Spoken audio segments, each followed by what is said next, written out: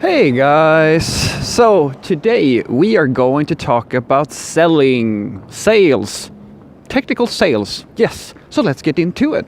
Now, before you click away, because I assume that you're not here to watch me talk about sales, I'm not gonna talk about selling things, guys, not in the literal sense. I'm going to talk about something that I spoke to a subscriber about just the other day, and it was in response to a video that I had made about, well, basically how notoriously difficult it is to get certain ideas into the heads of business people that you work with. These are usually things such as refactoring. That's a very nasty word for a lot of business people because it doesn't bring any money to the company. Well, in their minds it doesn't. And optimization, that sort of thing, maintenance, just in general, because in today's world, you and I and everybody else lives in the sort of environment where every single startup boss, every single young entrepreneur is sold the idea that they need to be forward-thinking, fast-moving, innovative, disruptive, and all these other cool words that they teach them at business school.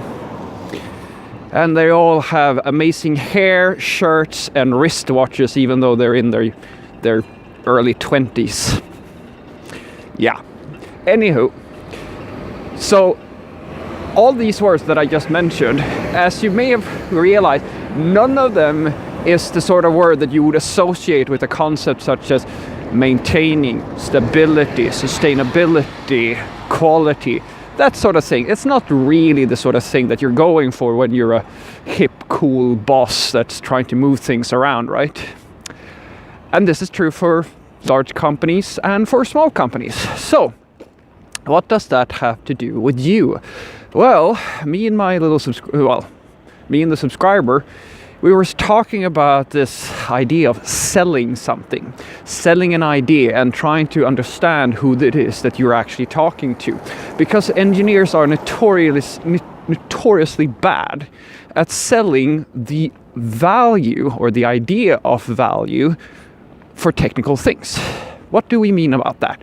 Well, we mean, at least per my definition, that you and I and everybody else who works as software engineers, we don't really consider, we see the value in saying that, hey, we need to clean this up or refactor it, but we forget that the people that we are talking to don't. So now it becomes a sales pitch. Because now you need to use that skill that you probably have neglected because, hey, you're behind a computer screen, right? So you don't really need those people skills that everybody's japping on about, do you? This is actually funny because I made a video a while back, which I think is named Speak with Purpose, where one of my senior colleagues who's been, just to put this in perspective, guys, I have been working for roughly 3 years. He's been working for roughly 15 years. And he, at this point in his career, this, as I said to him, this is a sign of extreme maturity. He realized that although he has technical skills that outweigh like just insane amounts of technical skills, he lacks the social skills to make people understand the genius that is within his mind. And that's what I want to talk to you about.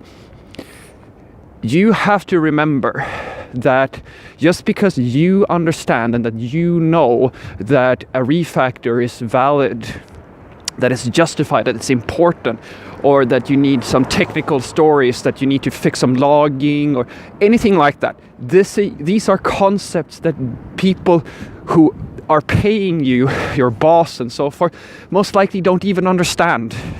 They can't understand what it is that you are saying and why this is valuable. To them, it's just a cost. But they don't get it. And yes, you can argue, and I have said it so many times, this is why you want technical bosses. You want people who fucking understand the field to be in charge, because it becomes so much work to break things down every single time and try to justify why something is valid, or why you it's funny, isn't it? It's kind of, I honestly, I view it like this. It's like being a doctor that has to convince the patient that they should get surgery for their cancer or their disease or something of that nature. That's exactly how it is. You as the expert have to convince the people that you're helping out that they should trust you as the expert. I don't know, this may be just me, but I generally tend to trust people who know more about things than I do. Not blindly, of course, but in general that's the trend. Anywho, enough ranting about that. I'll tell you about a concrete example when I've done this before. So, when I was working at Ticketmaster, I was walking through some of the code, and me and my colleague, we realized that we were spending a lot of time in our build processes. So to give you some context, we were using Gulp as our build system, and unfortunately we had a few libraries that weren't really optimized to do what we needed to do. So the total build time we were syncing things up to a remote environment and stuff as well, so there was a little bit more overhead than just running things locally. The total time it took us for every change to say something like CSS took between 20 seconds to 1 minute and 40 seconds full time. And yeah, you can imagine how long that is. Like worst case scenario, you're sitting there for a CSS change waiting for at least a minute. Unfeasible to a lot of people. Anywho, so he said, hey, maybe we could make this nicer. Talk to our manager, or our product manager, said that, and she said no immediately. Because, how could this possibly be valuable? So I did something that I thought was right. I thought to myself, okay, how can I make this person understand how much of a difference this is going to make? So I sat down and I pulled out a PowerPoint. I swear, well, it wasn't PowerPoint, it was Google Slides. I sat down and I made a presentation. And I did some basic math, but honestly, we kind of fixed this issue without her knowing it, because it took us like a day to change all the libraries and make sure that everything was working. And we cut that down, that average 1 minute 40 second type of deal, down to 10 seconds roughly of build time. So with some basic math, using my salary, which was probably, at the time I thought it was the lowest salary in the company, but it turns out that it wasn't, but it was damn close. So we took my salary as a base, did some basic math, and sent over a presentation to the office in London, to all the bigwigs, and showed them that by changing this little thing about our work process, we saved roughly 400 euro per year per developer working at the company, or at that project at least.